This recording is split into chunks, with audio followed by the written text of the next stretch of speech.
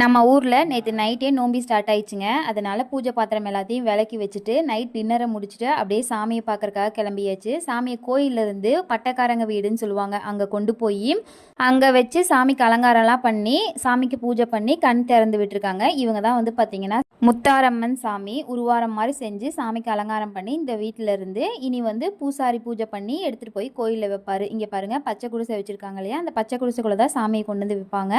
எங்களுக்கு மேரேஜ் ஆகி 6 இயர்ஸில் இப்போ தான் ஃபர்ஸ்ட் டைம் வந்து இந்த முத்தாரம்மன் நோம்பி சாட்டியிருக்காங்க மழைக்காக வேண்டி. மழை வரணும்னு வேண்டிட்டு கும்மி அடிக்காமல் இருந்தால் நல்லா இருக்குமாங்க. கும்மி அடிச்சுட்டு அப்படியே எல்லாரும் வீட்டுக்கு கிளம்பியாச்சு.